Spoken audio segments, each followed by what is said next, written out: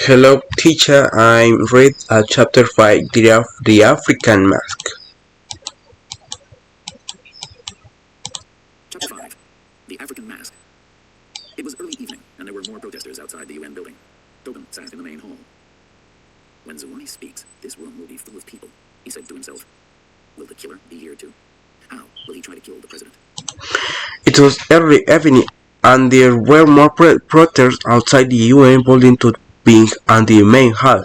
When Zouani speak, this room will be full of people, he said to himself. Will the killer be here too? When will to try to kill president? Sylvia came in behind him. Any more information? She asked. No, Tobin said. He took the photo out of his pocket and put it on a desk. Is this you? Sylvia turned over the photo. There were names on the back. It was a peaceful protest, she said. I was listening. And after you listened? You're asking the wrong questions, Sylvia said angrily. Why was this picture taken? Why were the names written on the back? Because it's important information. We do the same thing here in the US. In Matobo, it's different. A protest is a crime in Matobo. And this is a death list. Who gave you this? And why? You're hiding something, Tobin said. What is it? How do you feel about Zouani? I feel sad, Sylvia said slowly. Don't you feel angry? Don't you want Zouani to go to court? He hurt you. His soldiers killed your... She touched his mouth with her hand. Shh, she said. We don't name the dead. Slowly, she took her hand away from his face. Everyone is angry when they lose someone. But in Africa, in Matobo, it's different. To stop sadness, you must save a life. That's what the Ku believe. When someone is murdered, there's an all-night party 1 year later, next to a river. In the morning, the dead man's relatives bring out the killer, tie him up, and put him in a boat. They take him out onto the water and throw him in. He can't swim. The family can watch him die. But they will always be sad. The act of saving him will take away their sadness. They will realize that life isn't always fair. She stopped for a few seconds, and then she said, It's too easy to take a life. She pointed at the photo. That was a long time ago. I'm leaving. I have a class. Sylvia came in hearing him. Do you have any more information? He asked. I like Tobin to say to the phone on the hand's pocket on the put on the desk on the this you. Sylvia turned over the phone. There were names on the back. It was peaceful protest. She said, I was listening and after listening, you're asking the wrong question. Sylvia said angrily when it was this picture taken. We were the names written on their back because the important information we do the sum this here in the US. In Motabo is different. The protest is a crime in Motabo and this is dead list. We have you this and why you're having something to be say what is it? Do you feel about Suwani? I feel, Celia said slowly. Do you feel angry? Don't you want Suwani to go to the court? You heard you, the soldier killed you. She touched his mouth with her hand. She said, we don't name the doll. Suddenly, she took her hand away from his face. Everyone is angry when they lose some, but in Africa, in Matawas is different. To you stop science, you must save a life. This is what the Q believe. The sun is murdered there, and all night party into your year later. Next to arrive to the morning to the dead man's relief, bring to the killer, tie him up with and put him on the boat. They take him out onto the water and they bring him in. We can swim. The family can watch him die, but they will always be safe. The act of saving him will take away their sadness. They will realize on the life is always fair. They stopping for the 4 second, and when they say it's some too easy to take a life, this pointing at the photo where there was a long time ago living a half a class.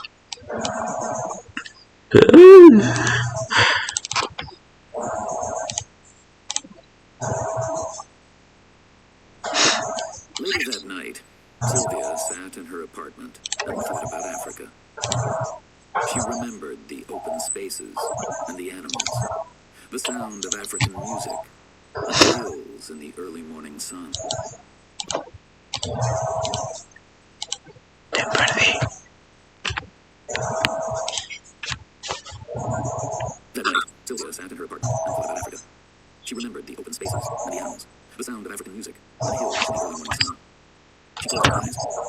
remembered an African man, the man that she loved. She opened her eyes and looked at her photos. Then she looked up at the African masks on the wall. One was missing. The telephone rang, and she ran to it. "Hello," she said nervously. "Philippe? Hello?" Nobody replied. She put the phone down and turned to the window. A man was standing on the fire escape. He was wearing the missing mask, and he had a cell phone in his hand. He put his finger to his mouth and whispered, "Shh." Sylvia screamed. When Tobin arrived at Sylvia's apartment 20 minutes later, there were already a lot of police officers and Secret Service agents outside the building. "What happened?" Tobin asked Dot. "Somebody took a mask from the wall," Dot said. "He went up the fire escape. When she saw him, he put a finger to his mouth. Somebody doesn't want her to talk." "Did Doug see him?" Tobin asked. "No, he missed him. He feels really bad. A lady across the street called the police." Doug came into the apartment holding the mask. "I found this on the roof." An agent looked closely at it. "There's air inside it. We'll test it. It'll help us to find it." Tobin walked across the room to Sylvia. "Who has a key to your apartment?" "Nobody." "And the door was locked. Where do you keep your key?" "In my purse," Sylvia said. Later that night, Celia sat in the apartment the thought about Africa. She remembers the open space and the animals, the sound of the African music, and the house in the early morning. So they closed her eyes. They remembered an African man, the man that she loved. They opened her ears and looked at the photo when the locket of the African mask on the wall was missing. The telephone was rang and she ran to it. "Hello?" she said, nervous. "Philip, you? Hello?" Nobody replied. She put the phone down in the tunnel to the windows. A man was standing in the fire escape. He was wearing the missing mask, and he had a cell phone in the hand. He put his finger to the mouth and whispered, "Shh!" Celia screamed. When you arrived at Celia's apartment 20 minutes later, he was already to the lot of police officers and Secret Service agents outside the building. "What's happening?" Tobin asked Dot. "Somebody took a mask from the wall," Don said. "He was over the fire escape. When they saw him to the put a finger to the mouth, somebody does I want to her to the talk." "Did Don see him?" Tobin asked. "No, he missed him. He feels really bad." A lady across the street calling the police. Dog came into the apartment holding the mask. "I found this on the roof." An agent looked close at it. Their hair inside it will test in the help us to find him. Tobin walked across the room to Sylvia. "What was a key to your apartment?" "Nobody, and the door was locked. Where did you keep your key?" "In my purse," Sylvia said. "You keep your purse with you all day?" Tobin asked. "Yes." "Because it's locked with you in." She was shaking. "So, you're sitting here having a nice quiet evening at home. Then a man in a mask waves to you from the fire escape." "Yes." Sylvia almost smiled. "That's what happened." Tobin turned to Dot. "I want somebody to look at her locker. Look for fingerprints. I'm taking her out for an hour." They went to a bar and sat at a back table. A waitress brought them 2 beers, and Tobin looked at a photo of the mask.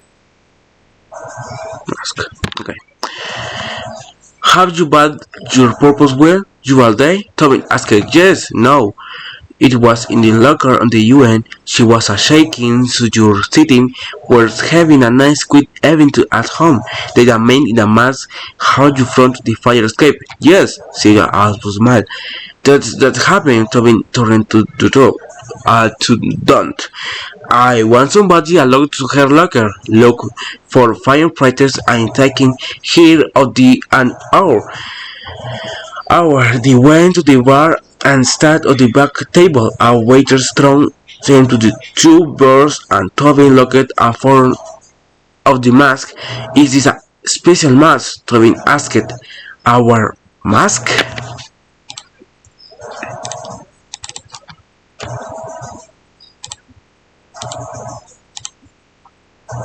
"Is this a special mask?"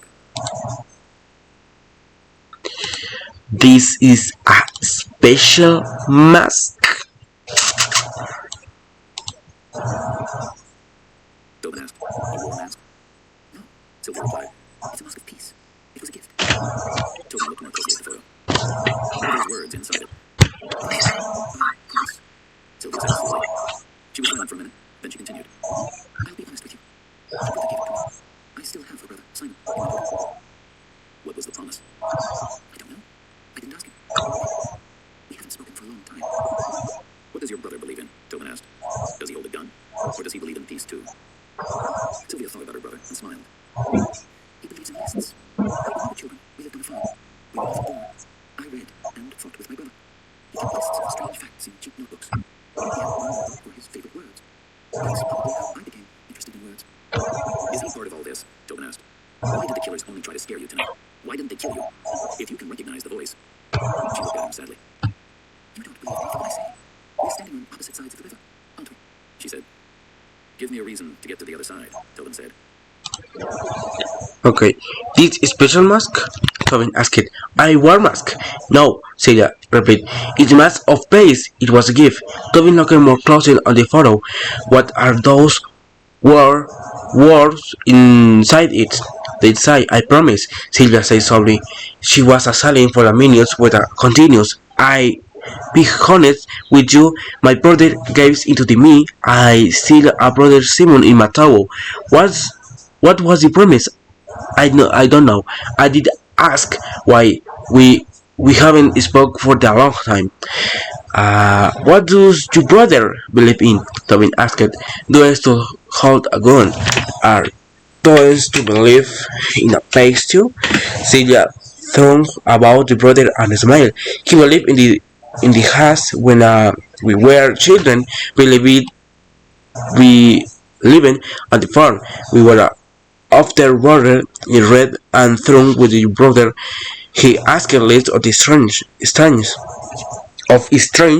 fact on the cheap notebook. He had a notebook for his favorite words. They probably have become interested in the war. In the part of all this, Tommy asked why the killer only tried to discard tonight. Why did they kill you if you can recognize your voice? She looked of him slightly. You don't believe anything I say. They're standing up on opposite side of the river, aren't we? He said, give a reason to the head of the other side. Tobin said. They disappeared, and Tobin took her back to the apartment. The agents and police officers were gone. Sylvia stood at the door while Tobin checked the rooms, the closets, and the fire escape. Okay, come in, he said. There's a police car outside. They'll watch you tomorrow morning. And then? Sylvia asked. I don't know. I'll think of something. Thank you. Her voice was very sad. Tobin moved toward the door, then he stopped. My wife was killed, he said. He didn't turn around or look at her. 2 weeks ago. She left me and went away with another man. She was coming back. Coming back. Okay. They finished their beers and Tobin took her back to the apartment. The agent and the police officer were gone. Sylvia stood on the door while Tobin checked on the rooms, the closet and the fire escape. Okay, come in, he said. There's police car outside. They watch until tomorrow morning. And then Sylvia asked, I don't know. I think of something. The thank you for voice was very sad. Toby moving towards the doors, opened and stopped it. My wife was killed. He said he did turn around or look at her. 2 weeks ago she left me and went away with another man. She was coming back.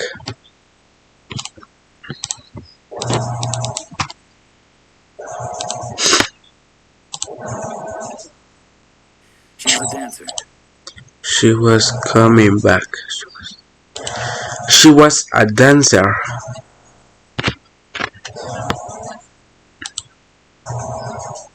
Eddie was a dancer too. Great dancer, but a bad driver.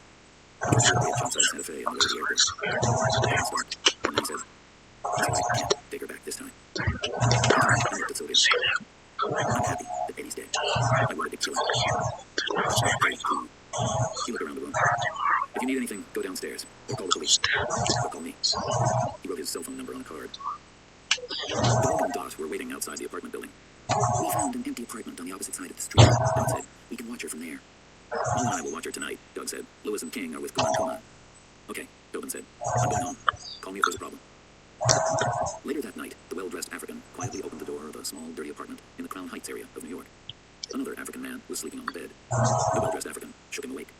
Hello, Jamal. he asked. Okay, she was a dancer, Eddie was a dancer too. He was a great dancer, but bad driver. He drove into the dry outside Santa Fe on the way to the airport. Tobin stopped and he said, "So I can't take her back this time." He turned and looked at Sylvia. I happy. This Eddie dead. I want to kill him. This is not Erico. He looked around the room. Did you need anything, you downstairs? I've called the police of the army. He brought his cell phone number on a car. You and Dot were waiting outside the apartment building. We found an empty apartment on the opposite side of the street. Not said we can watch her from there. Ma and we will watch her tonight. Doc said Levis and King on the wood come and come. Okay, Tommy said I'm going to home. Call on the hair their apartment. Later was a night. The well-dressed African quickly opened the door on the small dirty apartment in the club are in New York. Another African man was sleeping on the bed. The well-dressed African shock was awake. "Hello, Jamal. Where's the mask?" he asked. It's Philip, the other man said. He was scared. I was running. I didn't leave any fingerprints. I was wearing gloves. On your head? Did you leave any hair in the mask? The well-dressed African shouted angrily. He hit Jamal hard.